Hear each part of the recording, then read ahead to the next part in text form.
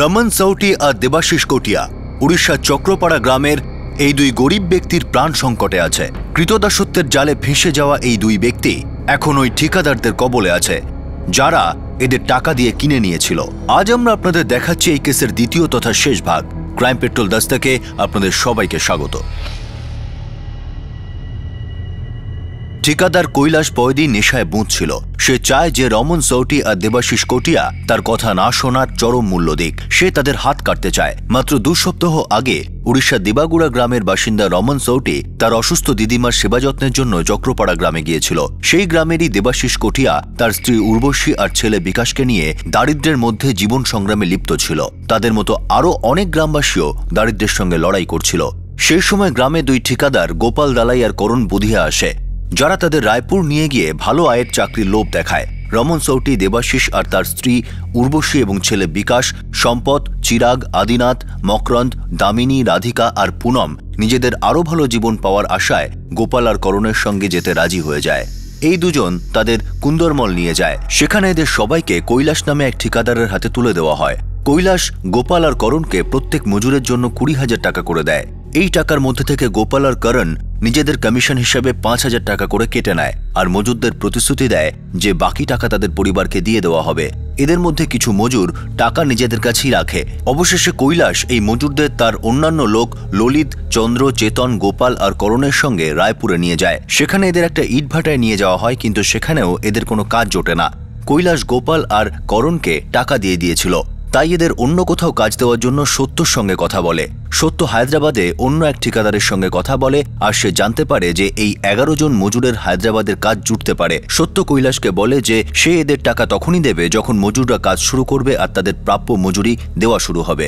সত্য মজুরদের নিয়ে রায়পুর স্টেশনে চলে যায়, কিন্তু ওই মজুরদের এটা জানা ছিল না যে তাদের রায়পুরে নয় বরং হায়দ্রাবাদে কাজের জন্য নিয়ে যাওয়া হবে। তারা এটা বুঝতে পারছিল কোথাও কিছু একটা গন্ডগোল হচ্ছে। অবশেষে যখন সত্য তাদের বলে তাদের হায়দ্রাবাদের ট্রেনে উঠতে হবে, তখন তারা সতর্ক হয়ে যায়। তারা সেখানে যেতে আপত্তি করে, কেননা হায়দ্রাবাদ তাদের গ্রাম থেকে অনেক দূরে। সত্য তাদের স্পষ্ট বলে তাদের টাকা দিয়ে দেওয়া হয়েছে, তাই তাদের সেই ঠিকাদারের কথা মতো যে কোনো জায়গায় যে কোনো রকম কাজই করতে হবে। মজুররা তাদের ইচ্ছের বিরুদ্ধে ট্রেনে উঠে বসে, কিন্তু ট্রেনে যেতে যেতে তারা তাদের গ্রাম ছেড়ে এত দূরে যেতে হচ্ছে ভেবে ঘাবড়ে যায়। তারা এটাও বুঝতে পারে যে হায়দ্রাবাদে যদি কাজ না জোটে তাহলে ঠিকাদাররা অন্য কোথাও নিয়ে যাবে। তাদের ভয় হয় যে এবার তাদের দিয়ে জবরদস্তি কাজ করানো হবে। রাতে যখন ট্রেন একটা স্টেশনে এসে দাঁড়ায়, তখন তারা দেখে যে সত্য ঘুমোচ্ছে। সব মজুর চুপিসারে সেই স্টেশনে নেমে পড়ে। ধরা পড়ার ভয়ে তারা আলাদা আলাদা পথে নিজেদের গ্রামে ফিরে যাবে ঠিক করে। চিরাগ, দামিনী, পুনম, রাধিকা বাসে চড়ে নিজেদের গ্রামে ফিরে যায়। সম্পদ, আদিনাথ আর মকরন্দ পায়ে হেঁটে গ্রামের উদ্দেশ্যে এগোয়। রমন, দেবাশিস, উর্বশী আর বিকাশ ট্রেনে চড়ে রায়পুরে ফিরে যায়। এদিকে সত্য কৈলাসকে মজুরদের পালিয়ে যাওয়ার বিষয়টি জানায় আর এই লেনদেনের চুক্তি ভেঙে দিয়ে টাকা দিতে আপত্তি করে। কৈলাস ক্ষোভে পাগল হয়ে যায়। সে তার লোকদের মজুরদের খুঁজে বার করে ফিরিয়ে আনতে পাঠায়। এদিকে রমন, দেবাশিস, উর্বশী আর বিকাশ রায়পুর স্টেশন পর্যন্ত পৌঁছে যায়। সেখানে কৈলাসের 2 জন লোক আগে থেকেই তাদের উপর নজরদারি করছিল। এবার তারপর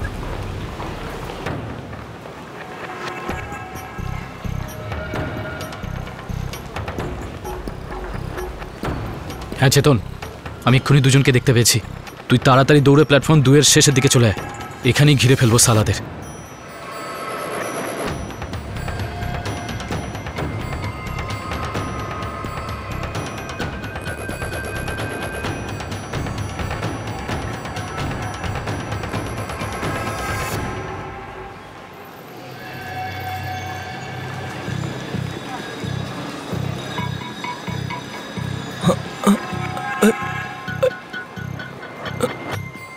আমার হাতে একটা ছুরি আছে, যদি আওয়াজ করিস তাহলে এখানে খুন করে দেবো। আর আমার হাতে যে ছুরি আছে না, সেটা দিয়ে তোর পেটে হাওয়া মহল বানিয়ে দেবো। চুপচাপ চল আমার সঙ্গে।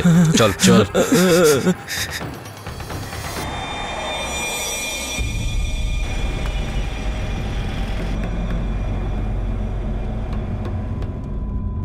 আমরা সত্যি জানি না ওরা কোথায় দাদা।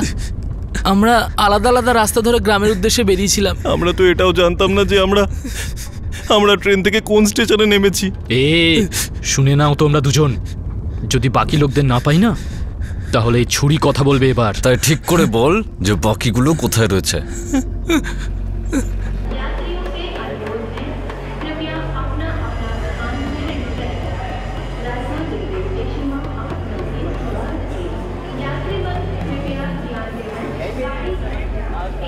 তোর বাবা এখনো আসছে না কেন?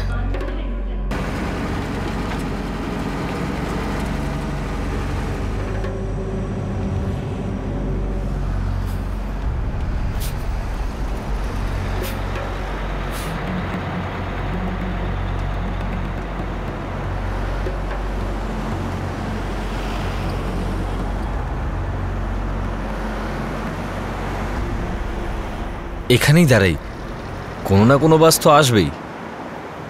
যদি কোনো বাস আমাদের চক্রপাড়া অবধি নিয়ে যায়।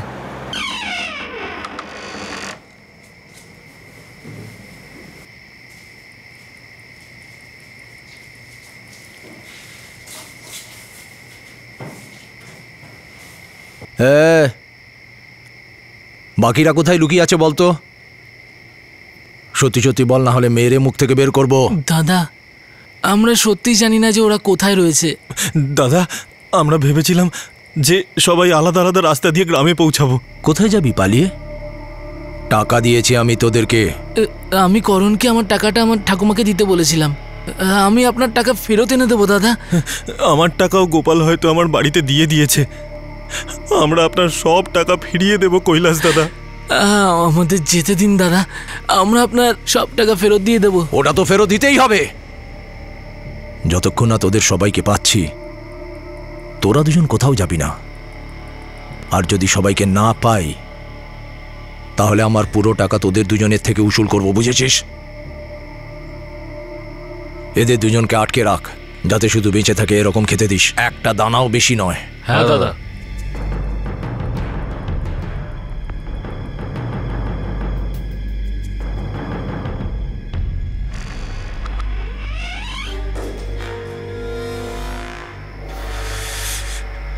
আমার বউ আর আমার ছেলে এখনো রেল স্টেশনে হয়তো আমাদের অপেক্ষা করছে। ওদের দুজনের কাছে তো কোনো টাকাই নেই।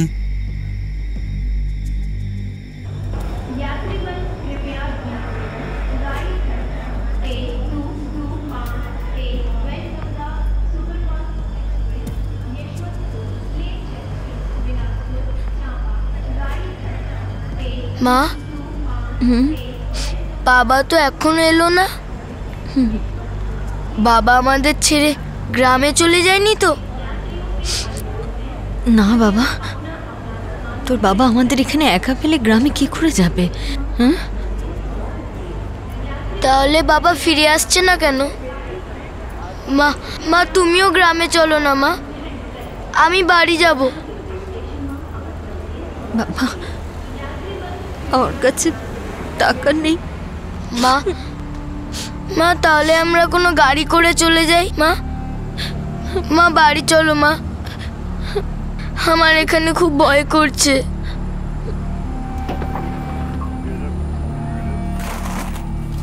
দাদা। হ্যাঁ বলুন দিদি। চক্রপাড়া যাওয়ার কোনো ট্রেন আছে? একটা প্যাসেঞ্জার ট্রেন আসবে আধ ঘন্টার মধ্যে, কালকের মধ্যে পৌঁছে যাবেন। চলো কাকা, বন্ধ করো এটা।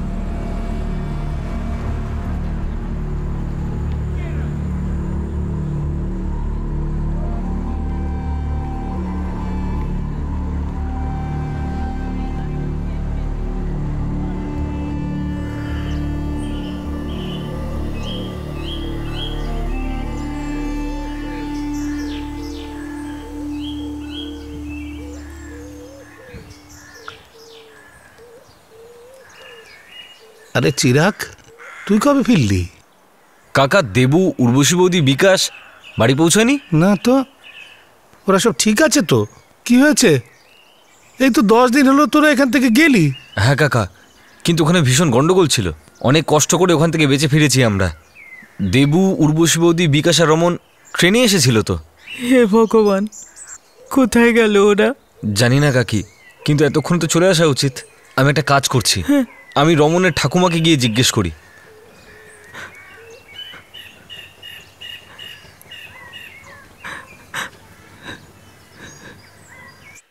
না রে বাবা, ও তো এখানে আসেনি। এতক্ষণে তো চলে আসা উচিত ঠাকুমা।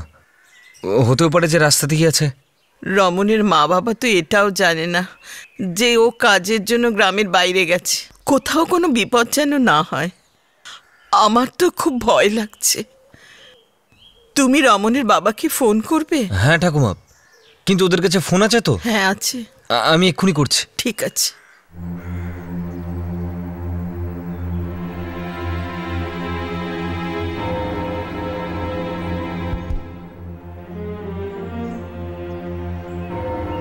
দিবাগুড়া গ্রামে রমন সৌটির মা বাবা এটা জানতেনও না যে তাদের ছেলে কোথায় আছে। তারা শুধু এটুকুই জানতেন যে কিছুদিন আগে সে চক্রপাড়া গ্রামে তার অসুস্থ দিদার দেখভাল করতে গিয়েছিল। ঠিকাদারদের কবল থেকে পালিয়ে আসা কয়েকজন তো তাদের গ্রামে ফিরে এসেছিল, কিন্তু কয়েকজন এখনো বাড়িতে পৌঁছয়নি। রমন আর দেবাশিস ধরা পড়ে গিয়েছিল, আর দেবাশিসের স্ত্রী উর্বশী আর ছেলে বিকাশ তখনও বাড়িতে ফেরার চেষ্টা করছিল।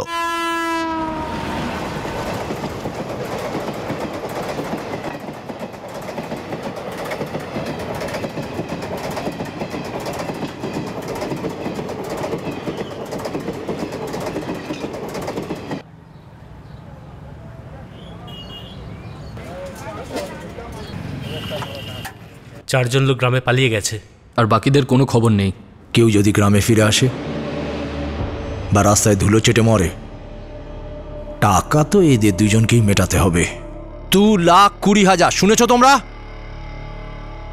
আমি যদি আমার টাকা না পাই আমি তোমাদের ছেড়ে দেবো না। কিন্তু দাদা, আমি তো মাত্র 15,000 টাকা পেয়েছিলাম। আমিও 3 জনের জন্য 45,000 টাকাই পেয়েছিলাম, যেটা আমি গোপালকে দিয়ে দিয়েছিলাম আমার বাড়িতে পাঠাতে। 2,20,000 টাকা আমরা কোথা থেকে পাবো দাদা?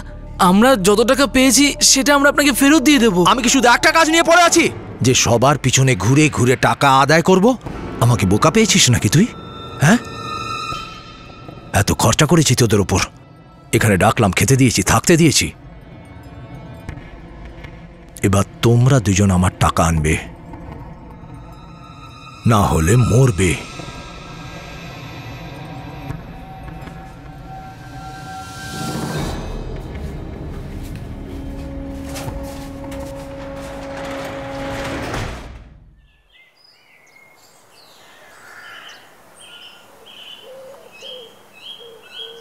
দাদু!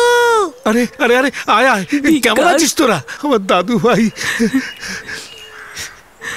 বিকাশ, কোথায় ছিলি তোরা? উর্বশী, দেবু কোথায় মা?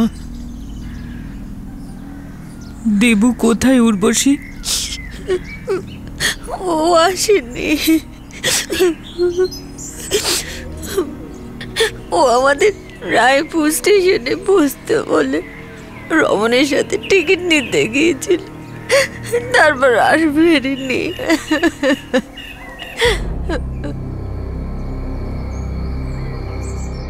তো ওরা তোমাদেরকে স্টেশনে ছেড়ে চলে গেছে? চক্রপাড়া যাওয়ার ট্রেনের খোঁজ নিতে গিয়েছিল, তারপর আর ফেরেনি। হতে পারে কোনো কাজ পেয়ে গেছে, ওখানেই চলে গেছে হয়তো। এভাবে কি করে যাবে সাহেব?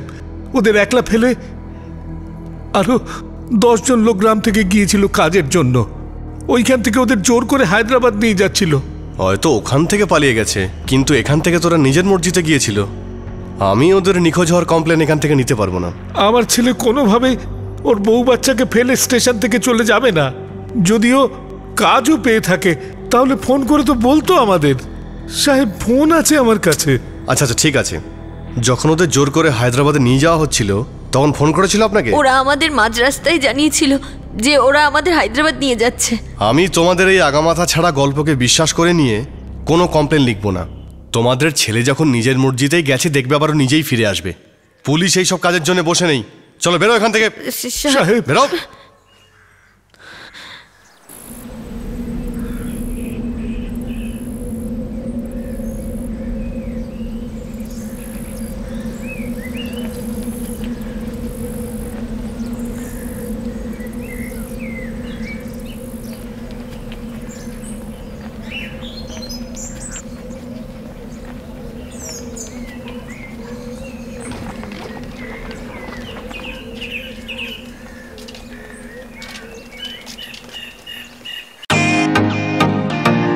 ওয়েলকাম টু বিটন ওয়ার্ল্ড।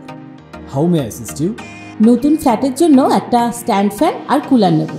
এই পচা গরম থেকে একটু স্বস্তি চাই। বাজার চলতে সব ব্র্যান্ড তো আর ভরসাযোগ্য নয়। তার জন্য তো আমাদের ফ্যান আছে, all purpose bullet table fan, ceiling fan. আমাদের সিলিং ফ্যান কিন্তু 30 মাসের ওয়ারেন্টি সহ পাওয়া যায়। আছে ফারাটা 2 বছরের ওয়ারেন্টি, 17 থেকে 20 মিটার এয়ার ফ্লো, মধ্যবিত্তের সাধ্যের মধ্যে একমাত্র ভরসাযোগ্য ব্র্যান্ড বিটেন। আমাদের কুলারের কিন্তু অনেক range, 45 litres, 50 litres, 70 litres, 90 litres, 110 litres. Honeycomb সহযোগে বিটেনের সব কুলারের ওয়ারেন্টি 1 বছর। চেনা হাওয়ায় অচেনা অনুভূতির জন্য একমাত্র আদর্শ বিটেন। গরমে স্বস্তি পেতে বিটেনের ফ্যান হোক বা কুলার, আজই আনুন বাড়িতে। Beaten, digitally yours.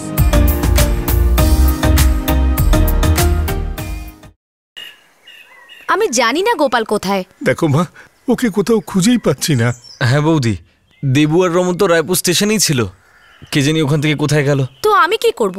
আমি বললাম না যে গোপাল ওর কাজ নিয়ে বাইরে গেছে, আমি জানি না ও কোথায় গেছে। ওই করণ কোথায় থাকে? আপনি সামনের পাড়ায় যান, ওখানেই ওর বাড়ি। চলো চলো চলো চলো। ওর খবর জানি না, বাইরে গেছে। আমাকে একটু সাহায্য করো মা, আমার ছেলে ফিরে আসেনি। করণ হয়তো জানবে ওরা কোথায় আছে। আমি বললাম তো আপনাদের, আর এক কথা কতবার বলবো আপনাদেরকে, আমি জানি না ও কোথায় গেছে আর কবে ফিরবে।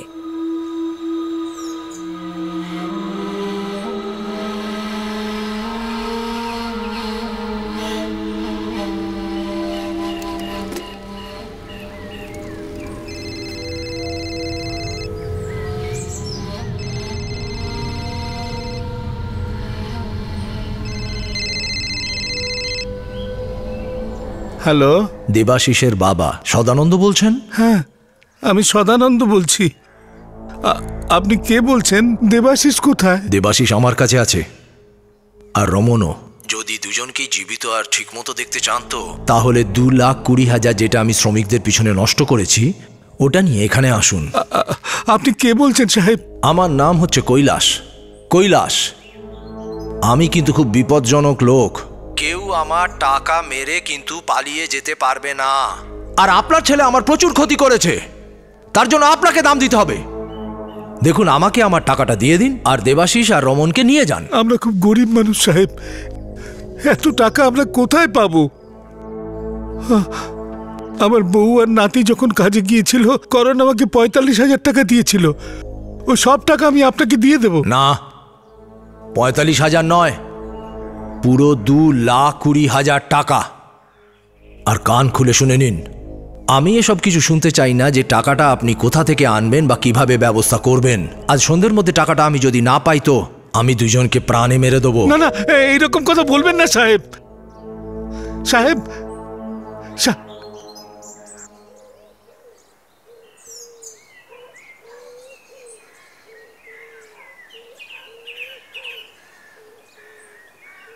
আমরা তো আমাদের সব টাকা দিয়ে দেব, কিন্তু মকরান, আদিনাথ আর সম্পদ জানি না ওরা কোথায় গেছে, এখনো বাড়ি পৌঁছায়নি।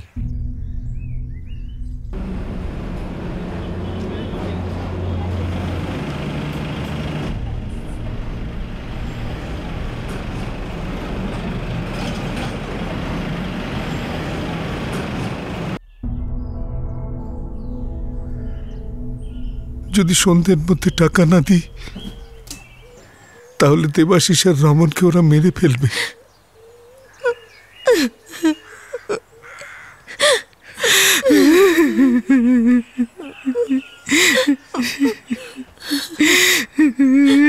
দাদা, সকাল থেকেই রামনের মা বাবাকে ফোন করছি, ফোন বন্ধ বলছে।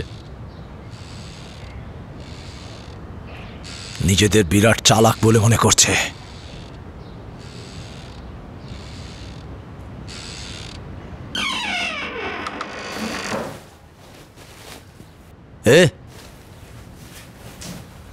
কি ভেবেছিলি আমাকে ভুল নাম্বার দিয়ে বেঁচে যাবি?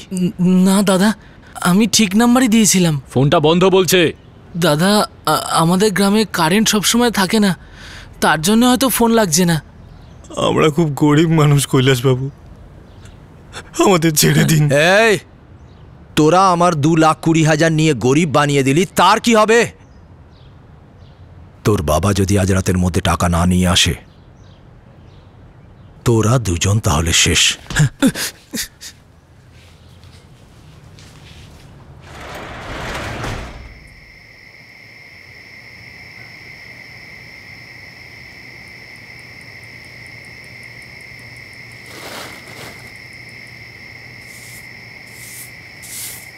কাল সকালেই এটা বাজারে গিয়ে বিক্রি করতে হবে। হ্যাঁ তাই ভালো।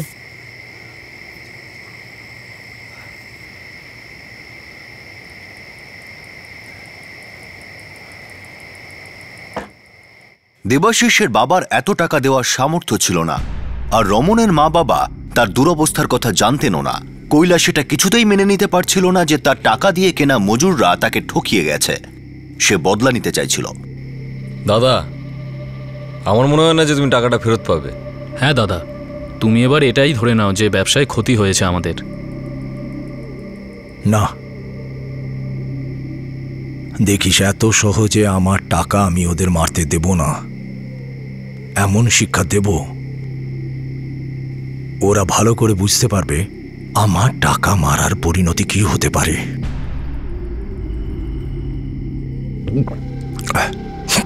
এ চন্দ্র, চেতন, যা ওদেরকে তুলে নিয়ে আয়, গাড়িতে তোল। ওদেরকে বুঝিয়ে দে কৈলাসের টাকা মারলে কি পরিণতি হতে পারে। যা যা যা। চল চল।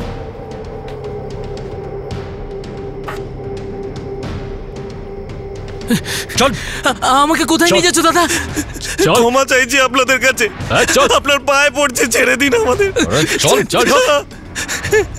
ক্ষমা করে দিন দাদা, আমাকে যেতে দিন দাদা, ছেড়ে দিন আমাদের দাদা, আমাকে ক্ষমা করে দিন দাদা, আমাকে যেতে দিন দাদা, আমাদের ক্ষমা করে দিন দাদা।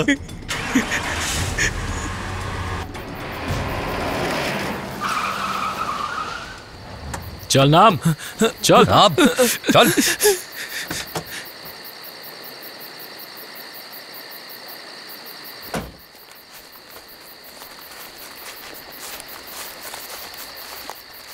পাথরের ওপর নিজের হাতটাকে রাখ। ছেড়ে দিন, আমাদের ক্ষমা করে দিন কৈলাস বাবু। চুপ, দুজনেই একেবারে চুপ। পাথরের ওপর হাত রাখ, না হলে মাথা কেটে নেব। চল।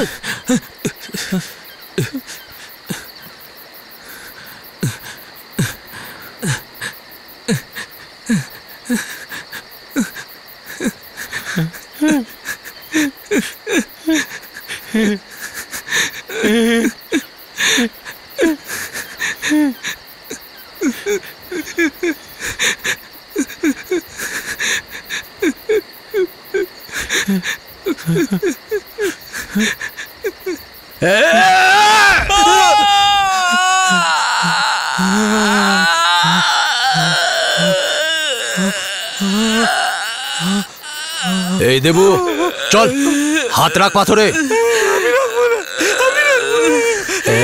আমাকে না বলছিস? তোর এত সাহস? আরে ধরে নিয়ে আয় ওকে।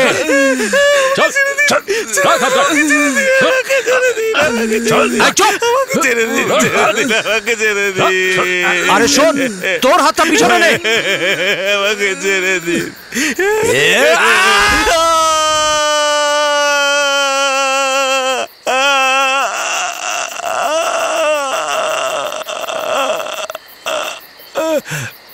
এই, ওদের কাটা হাত দুটো তোল, জঙ্গলে ফেলে দে।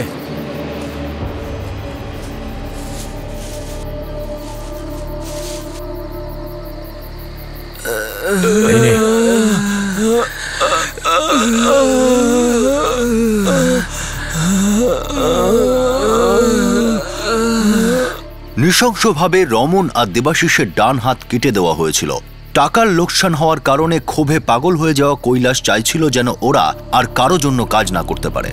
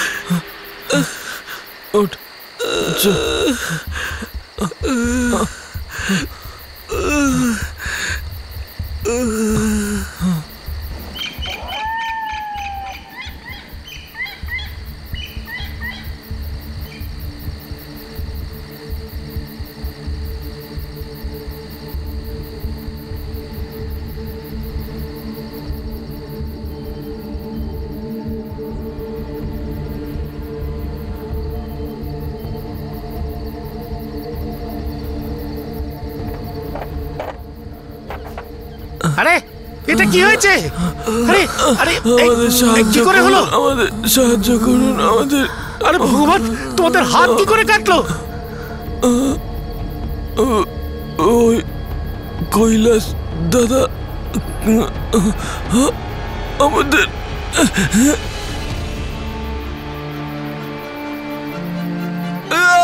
ঠিক আছে ঠিক আছে।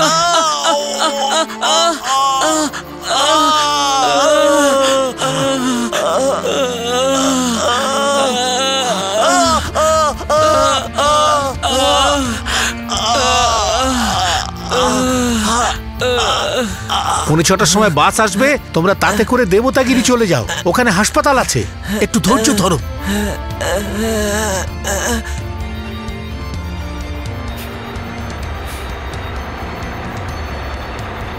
কন্ডাক্টর ভাই, এদের অবস্থা খুব খারাপ, এদের দেবতাগিরি সরকারি হাসপাতালের বাইরে নামিয়ে দিও। চলো চলো চলো। আস্তে আস্তে।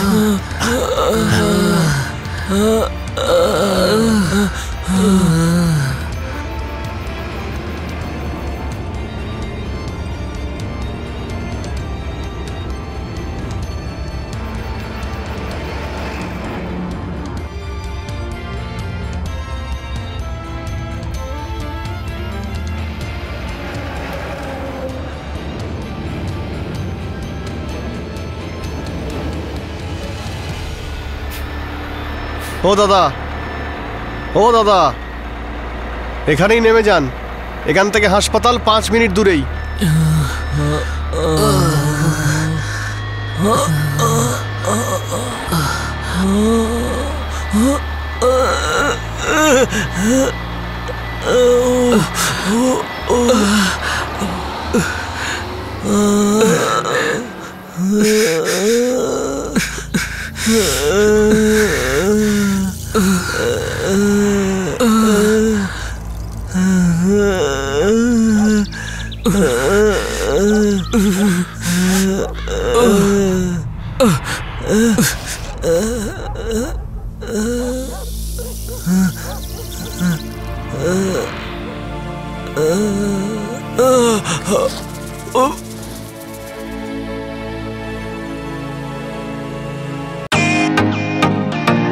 ওয়েলকাম টু বিটেন ওয়ার্ল্ড।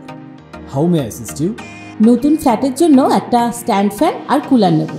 এই পচা গরম থেকে একটু স্বস্তি চাই। বাজার চলতে সব ব্র্যান্ড আর ভরসাযোগ্য নয়। তার জন্য তো আমাদের ফ্যান আছে, all purpose bullet table fan, ceiling fan. আমাদের সিলিং ফ্যান কিন্তু 30 মাসের ওয়ারেন্টি সহ পাওয়া যায়। আছে ফারাটা 2 বছরের ওয়ারেন্টি, 17 থেকে 20 মিটার এয়ার ফ্লো। মধ্যবিত্তের সাধ্যের মধ্যে একমাত্র ভরসাযোগ্য ব্র্যান্ড বিটেন। আমাদের কুলারের কিন্তু অনেক range, 45 litre, 50 litre, 70 litre, 90 litre, 110 litre. Honeycomb সহযোগে বিটেনের সব কুলারের ওয়ারেন্টি 1 বছর। চেনা হাওয়ায় অচেনা অনুভূতির জন্য একমাত্র আদর্শ বিটেন। গরমে স্বস্তি পেতে বিটেনের ফ্যান হোক বা কুলার, আজই আনুন বাড়িতে। Beaten, digitally yours.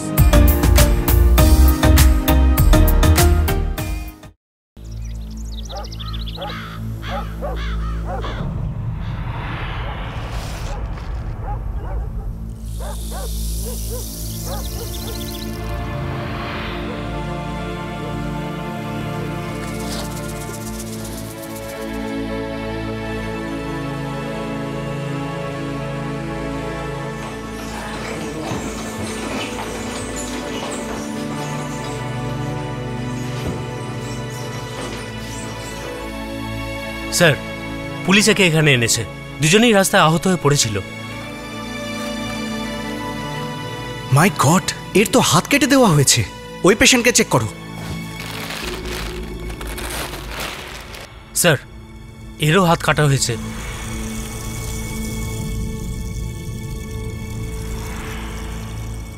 দুজনেরই ডান হাত কাটা হয়েছে।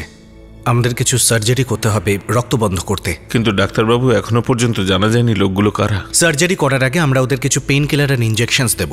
আপনি চাইলে ওদের সাথে কথা বলতে পারেন, কিন্তু সম্ভবত এই মুহূর্তে ওরা কিছু বলতে পারবে না। Thank you doctor.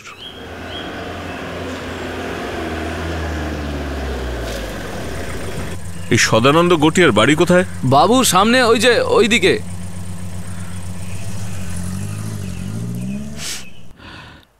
সাহেব, কোথায় আছে ওরা? সরকারি হাসপাতালে। ওর অপারেশন হবে। আপনি বলতে পারবেন রমন সতীর ঠাকুমা কোথায় থাকেন? দেবাশিস শুধু ওনার নামই নিতে পেরেছে। রমনের এখনো জ্ঞানও ফেরেনি।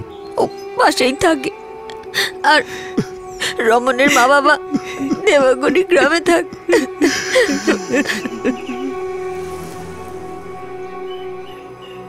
আমার ছেলে তো ওর ঠাকুমার বাড়িতে গিয়েছিল। উনি অসুস্থ।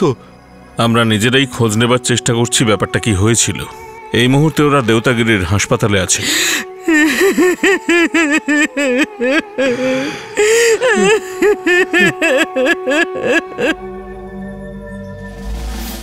ওরা আমাদেরকে পাশের একটা গ্রামে নিয়ে যায়, কুন্ডারমল। ওখানে আমরা শুধু গোপাল আর করণকেই চিনতাম। সেখান থেকে আরেকজন লোক আমাদেরকে রায়পুরের ইটভাটায় নিয়ে যায়, আর ওখান থেকে আরেকজন লোক আমাদেরকে রেল স্টেশনে নিয়ে যায়, আর ওই আমাদেরকে বলে যে ও আমাদের হায়দ্রাবাদ নিয়ে যাচ্ছে। আমরা বলেছিলাম যে আমরা এত দূর যেতে পারবো না, কিন্তু ও আমাদের একটাও কথা শোনেনি। সেজন্য আমরা চুপচাপ ওখান থেকে পালিয়ে আসি। তারপর আমরা ঠিক করি যে সবাই আলাদা আলাদা রাস্তা দিয়ে গ্রামে আসব, কিন্তু দেবু আর রমন ফিরেই এলো না।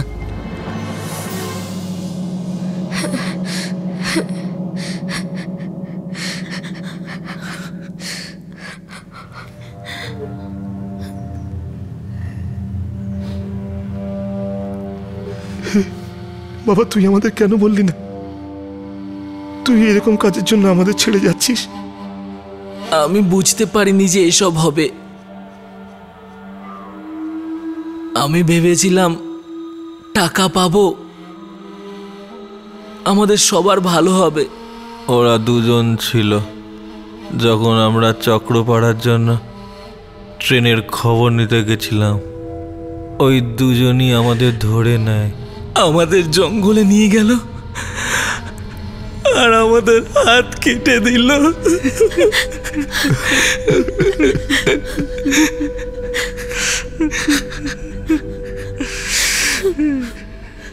যদি ওদের কাটা হাত পাওয়া যায় তাহলে আমরা রিকনস্ট্রাকশন সার্জারি করতে পারি, কিন্তু খুব তাড়াতাড়ি হাত দুটো পাওয়া দরকার, তবেই আমরা কিছু করতে পারবো। ডাক্তারবাবু, আমরা সমস্ত অপরাধীকে ধরবার চেষ্টা করছি।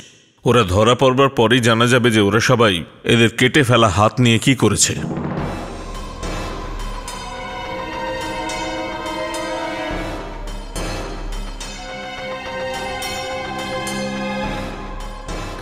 আমি কিচ্ছু জানি না সাহেব। যখনই ও কাজে যায় তখনই ওর ফোনটা বন্ধ করে রাখে। যদি কিছু জানতে পারেন তাহলে পুলিশকে খবর দিন। যদি গোপাল না পাওয়া যায় তাহলে বিপদে পড়বেন আপনারা। এক সপ্তাহ ধরে ওর কোনো খবর জানি না সাহেব। ওর তো কোনো ফোনও আসেনি আমার কাছে। কোথায় থাকতে পারে ধারণা আছে? না সাহেব, ও আমাকে কিচ্ছু বলে না।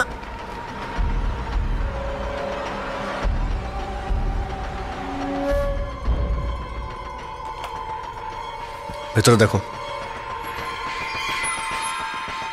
কৈলাসের খোঁজ না পেলে আপনারা কিন্তু খুব সমস্যায় পড়বেন। সাহেব, আমি সত্যিই জানি না যে ও কোথায় গেছে। প্রণব। Yes sir. এই বাড়িটায় নজর রাখো। কৈলাস আর লোকেদের কোথাও দেখতে পেলেই ঘাট ধরে থানায় নিয়ে আসবে।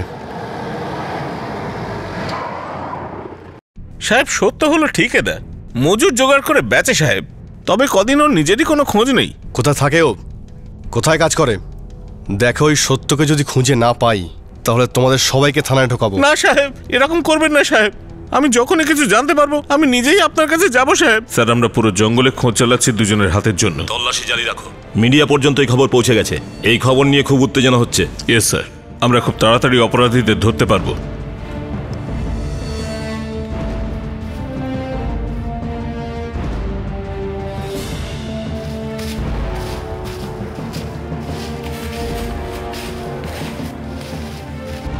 নেই স্যার।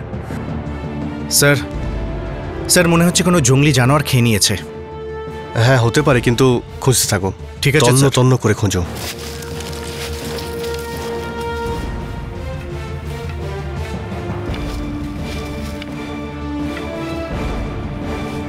ওদিকটা দেখো।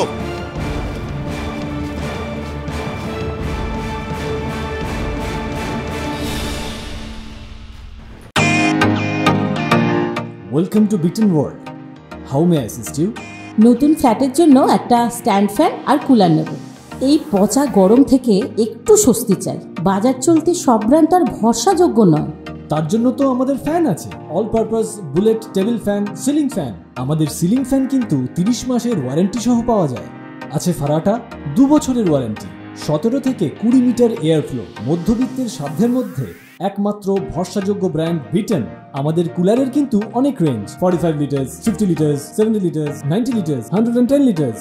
হানিকম সহযোগে বিটেনের সব কুলারের ওয়ারেন্টি 1 বছর। চেনা হাওয়ায় অচেনা অনুভূতির জন্য একমাত্র আদর্শ বিটেন।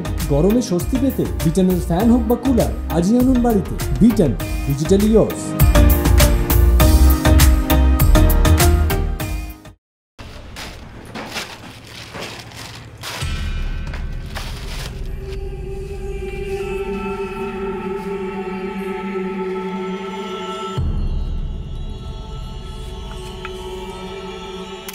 ম্যাডাম, আমরা ওদের অনেকবার বললাম আমাদেরকে ছেড়ে দিন, আমরা বাড়ি যাব।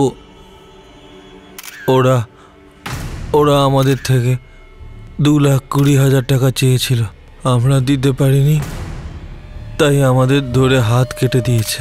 আমরা ওদেরকে বলেছিলাম যে আমরা হায়দ্রাবাদ যাব না, তাও ওরা শোনেনি, আমাদেরকে জোর করে হায়দ্রাবাদ নিয়ে যাচ্ছিল।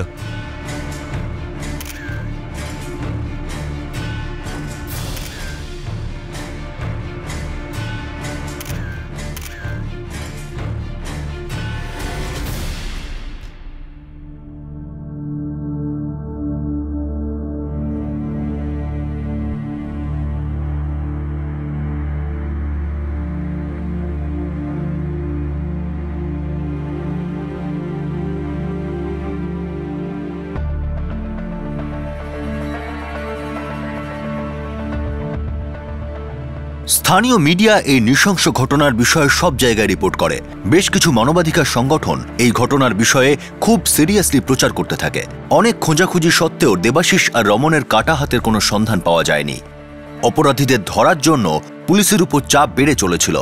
স্যার, এইমাত্র আমি ওদের গাড়িটা জঙ্গলে দেখলাম স্যার, আর ওদের গাড়িটা বন্ধ হয়ে পড়ে আছে। তাড়াতাড়ি করো, ওদের গাড়ি জঙ্গলে খারাপ হয়ে গেছে। ওদের গাড়ি ঠিক হবার আগে আমাদের পৌঁছতে হবে। Yes sir.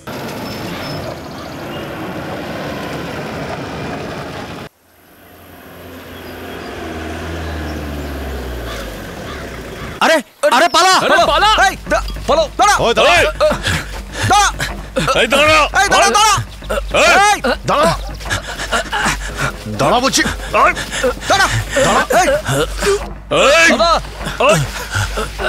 ধর ধর দাঁড়া চল। আরে স্যার চল চল চল।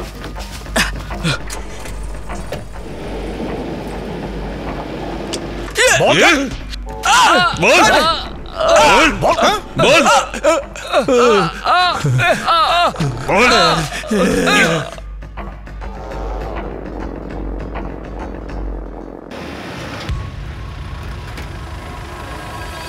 স্যার। আরে স্যার, আমি কিছু করিনি স্যার, শুনুন। আরে ঠিকাদার গোপাল দালাই আর করণ বুধিয়া পুলিশকে সত্য বিসওয়ালের ঠিকানা জানিয়ে দেয়। সত্য সেই ব্যক্তি ছিল যে মজুরদের জোর করে হায়দ্রাবাদ নিয়ে যাচ্ছিল।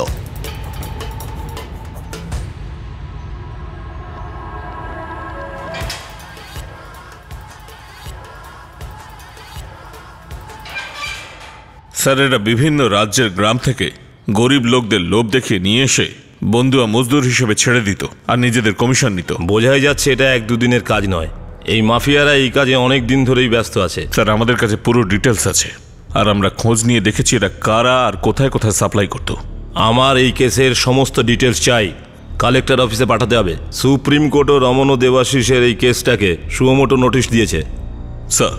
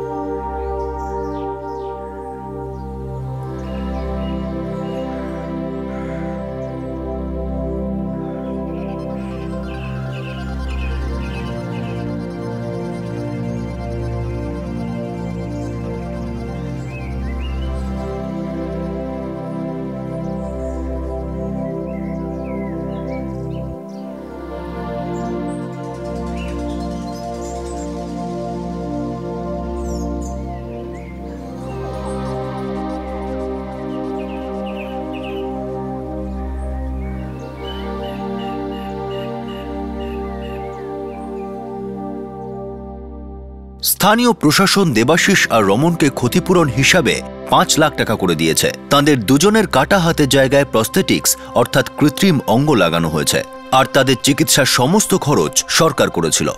সুপ্রিম কোর্ট এই কেসে সুমোটো নোটিশ দেওয়ার সাথে সাথে এর সময়োচিত তদন্ত আর বিস্তারিত রিপোর্ট দেওয়ার আদেশ দেয়। সেই সঙ্গে পীড়িতদের উপযুক্ত ক্ষতিপূরণ দেওয়ার আদেশ দেওয়া হয়, আর তাদের সমস্ত চিকিৎসার যেন খরচ বহন করা হয়। এছাড়াও সুপ্রিম কোর্ট বিভিন্ন রাজ্যের স্থানীয় সরকারের কাছে সেই সব রাজ্যে বাইরে থেকে আসা মজুর, তাদের কাজ করার পরিস্থিতি আর তাদের দেওয়া সব সুযোগ সুবিধার সম্পূর্ণ খতিয়ান চেয়েছে। সব অভিযুক্তকেই গ্রেফতার করা হয়েছে। বিভিন্ন রিপোর্ট অনুযায়ী দেশের অনেক রাজ্যে এ ধরনের দাসত্ব আর গোলাম মজুরির সঙ্গে যুক্ত অনেক শক্তিশালী মাফিয়া কাজ করছে। এটা কোটি কোটি টাকার লাভজনক ব্যবসা। এটা এমন একটা ব্যবসা যা মানুষের জীবন আর ঐতিহ্যকে সর্বসমক্ষে অপমান করে, মানবাধিকারকে ঘোরতর অপমান করে। প্রশাসনের গোপন আঁতাত ছাড়া কি এত বড় ব্যবসা এইভাবে খোলাখুলি চলতে পারে? আর এটা কোনো নতুন অপরাধ নয় যা এইভাবে হঠাৎ সামনে এলো। এসব কেসগুলো মনরেগা বা রোজগারের আশ্বাসমূলক দরিদ্রদের জন্য তৈরি করা স্কিমগুলোর বিরুদ্ধেও প্রশ্ন তোলে, যারা এসব গ্রামগুলোকে প্রগতির পথে নিয়ে আসার দাবি করে থাকে। এক্ষেত্রে দ্বিতীয় সত্য এটাও যে শ্রমিকের উপর পুরোপুরি নির্ভরশীল ক্ষেত্রগুলোতেও অনেক সময় ন্যূনতম বেতন অর্থাৎ মিনিমাম ওয়েজেসও এই মজুরদের ভাগ্যে জোটে না। অনেক ধরনের কমিশন আর দালালির পর অবশেষে এরা নামমাত্র টাকা পেয়ে থাকে। অনেক সরকারি নিয়ম আর ব্যবস্থা থাকা সত্ত্বেও এসব খোলাখুলি হচ্ছে। যেটা হয়েছে সেটা খুবই লজ্জাজনক ঘটনা, কিন্তু এটা কেবল একটিমাত্র কেস নয়। এমন না জানি কত ঘটনা রয়েছে যার খবর মিডিয়ার কাছে এখন এসে পৌঁছয়নি। প্রয়োজন একটা দৃঢ় সংকল্পের, একটা শক্তিশালী প্রয়োগ পদ্ধতির, যা নিশ্চিত করবে যে এমন অপরাধ আর কখনো ঘটবে না। আপনাদের সাথে আবার দেখা হবে ক্রাইম পেট্রোল 10 থেকে আরও একটা নতুন কেস নিয়ে। ততক্ষণ নিজের খেয়াল রাখবেন, সুরক্ষিত থাকবেন, আর মনে রাখবেন মানুষ হওয়ার সুবাদে আমাদের সবার কর্তব্য একটাই, যে আমরা নিদেন পক্ষে একজন মানুষের মতো আচরণ করি। জয় হিন্দ।